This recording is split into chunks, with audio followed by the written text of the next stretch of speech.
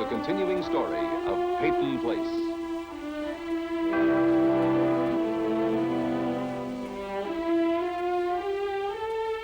Starring Dorothy Malone as Constance Mackenzie, Ed Nelson as Michael Rossi, Mia Farrow as Allison Mackenzie, Ryan O'Neill as Rodney Harrington, Barbara Parkins as Betty Anderson, Tim O'Connor as Elliot Carson, Christopher Connolly as Norman Harrington.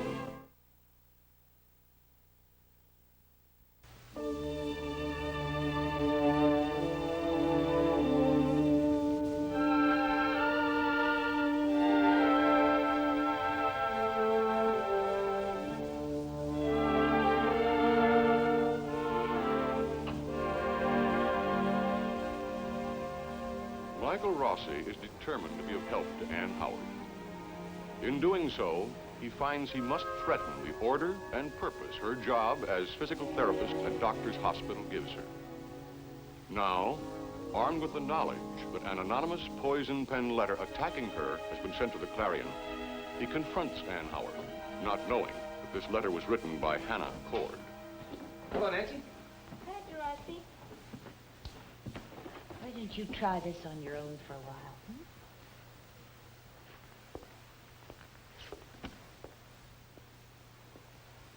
Good morning. Oh, good morning. I had a visitor over at the cottage last night. It was Elliot Carson. Someone had written a letter to him at the Clarion. About me? Yes. What did it say? Well, ugly, ridiculous things, but the point is someone knows who you are and questions your right to work at the hospital. What did the letter say, the ugly things? Well, supposedly it was written by a parent of one of the handicapped children, but it wasn't signed. What did it say? It said that Ann Howard, whose real name is Ann Colby, had once, quote, maliciously pushed, unquote, one of the children of boy over Sailor's Bluff and caused his blindness. Go on. Well, I mean... Please. Well, the writer went on to say that the hospital board had no right to select a person like this who had, quote, sadistic tendencies, unquote, to work with the children.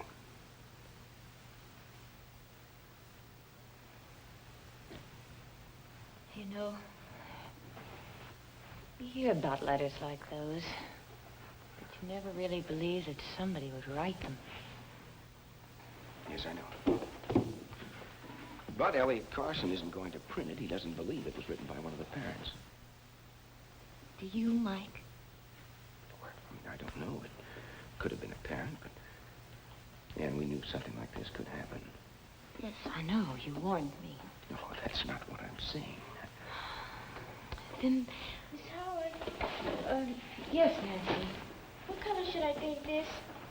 Honey, why don't you pick out a color yourself, okay? Okay. Mike, don't you see? The letter could have been written by somebody who was at the Bluff.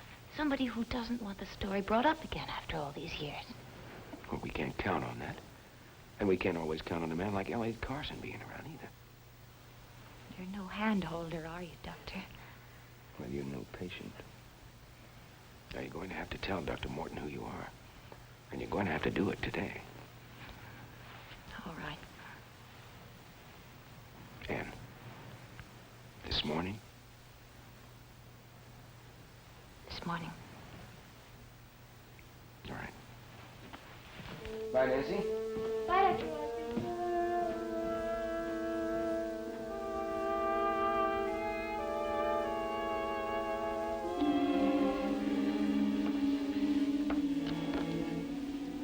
Anything new? Just the usual murders, wars, plagues, insurrections, all over the world. Nothing is new.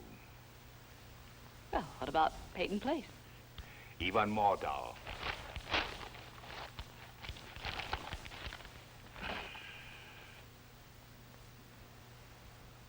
You're thinking about Ann Colby, aren't you?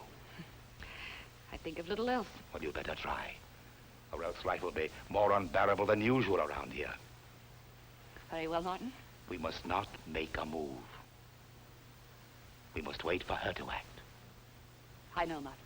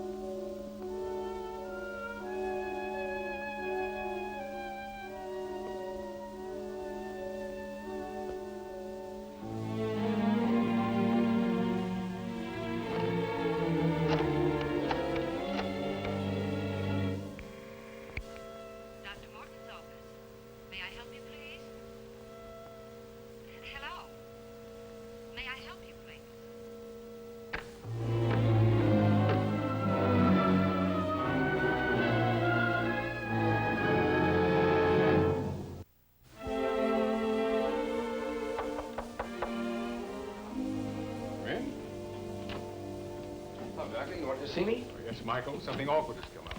This came in the morning's mail. It concerns our new physical therapist. I'm afraid we'll have to do something about it. It's a poison pen letter. Concerns Miss Howard. Ma'am? Yes. It makes quite a shocking accusation. Years ago, there was a tragic incident. Yes, I know. What do you know? Well, Miss Howard told me what happened when she was a child. I see. And why wasn't I informed? Well, we hardly thought it was worth dredging up again. After all this time, we thought it was over and done with. Obviously, it hasn't been forgotten. People in small towns have long memories. I wish they had something better to do with their time. Well, that's beside the point. When I hired Miss Howard, she had no right to withhold that information. She intended to tell you, Doctor. She was obviously hoping she wouldn't have to tell me at all. And since she didn't step forward, then it was your duty to do so. Mine? Yes. But she was a child when it happened. A disturbed child. I was the attending physician at the time they brought Chris Webber in. I remember the facts.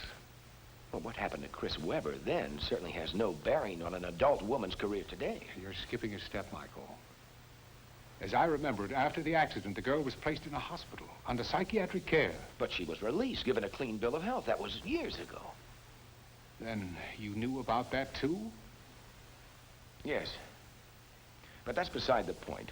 Ann Howard is a qualified, highly recommended physical therapist. Otherwise, you wouldn't have hired her. Well, frankly, if I'd known who she was, I wouldn't have. Well, Doctor, I've heard all the arguments. Where it comes to children, parents are emotional human beings. They're blind, they're intolerant, they can't be reasoned with. But as professional men, is it fair for us to condemn Miss Howard for the rest of her life? Can we judge her, try her, sentence her? Can we? Of course not. But as administrator of this hospital, I can't afford to ignore the feelings of our patients and their parents. Well, what about Ann Howard's feelings? Isn't it obvious why she started working with children? To make up for what happened with the Weber boy? Oh, that's very commendable. But our patients' parents won't see it that way. Well, then it's up to us to inform them and allow them to understand. A thing like this, Michael, it breeds rumors and secrecy. It brings out the fear and the ugliness in people. I don't like it. I know. Incidentally, Elliot Carson received a copy of your letter at the Clarion. Oh? Well, he's not going to print it. He doesn't believe that it was necessarily written by one of the parents. You certainly are a wealth of privileged information. Doctor, I know Ann Howard away from the hospital. It's a social relationship. But it has nothing to do with this letter or anything professional. I'll accept that, Michael. But why put yourself in an awkward position? I don't know, Doctor. Sometimes the right position happens also to be an awkward one. Is that all, sir?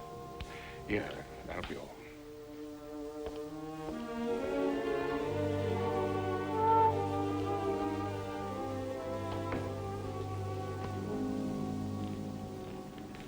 I'm scared. What are you scared of? If you're gonna have a baby, you're gonna have a baby. I am. I hope he grows up just like his father. Rita? Norman? Oh, hi, Dr. Rossi. Hi, Dr. Rossi. Well, you want to come inside? Oh, Norman, you can wait out here, huh? Thank you.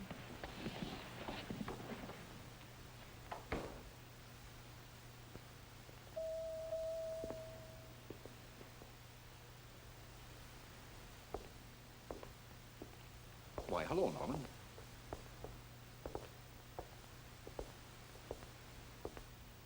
Hi, Dad. What are you doing here? I just finished my once-a-year physical. What's the verdict? 100%. That's good. That's very good. I bet you that's a relief to get it. When was the last time you had a physical exam? Me, I haven't been sick or anything for years, Dad. Never hurts to be safe. What are you doing here? I'm waiting for Rita. She's with, Sally Bates. Who's Sally Bates? A friend of hers from school. She's got pneumonia. That's too bad. Well, why don't I walk you out the parking lot? What about Rita? Oh, she'll find me. Oh, sit down, Norman. I want to talk to you. No. I'll walk you out the parking lot. We can talk out there. Let's sit here. Let's talk about college, Norman. Okay, let's talk about college. The world's too competitive these days. Yeah, I'll buy that. Please, could we be serious? You have to excuse my sarcasm. It's my natural state. Look, I know how you feel. I went through the same thing. Right now, you're sitting on top of the world. Sure, Dad. You have a devoted wife, an apartment, a town full of people who like you, who love you. I've got a maid, all right. Yes, you do. No, I'm not going to talk about the future. I don't like people who use vague terms like the future.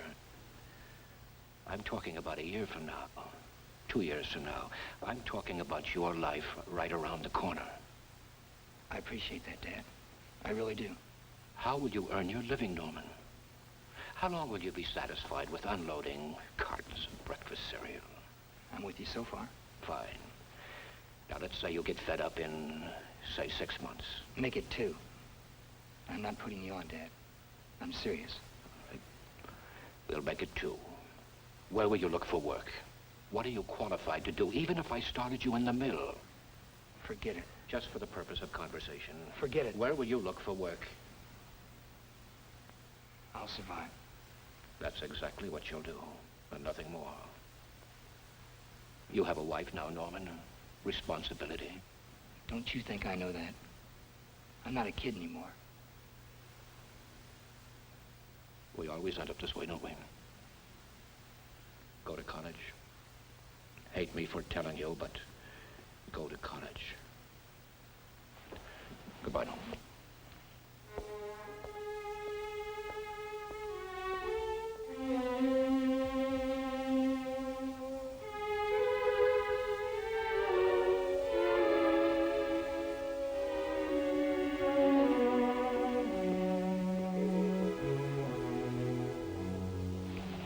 Sit down, Rita.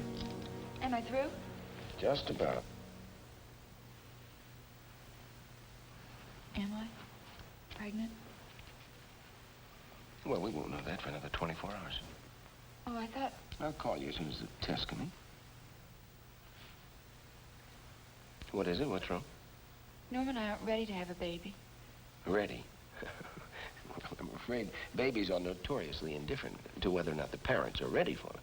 But we're not sure with you yet. It may be a false alarm. I hate waiting to know things. Well, a lot of reasons why the system could be out of balance. A virus or an old cold, for that matter of fact.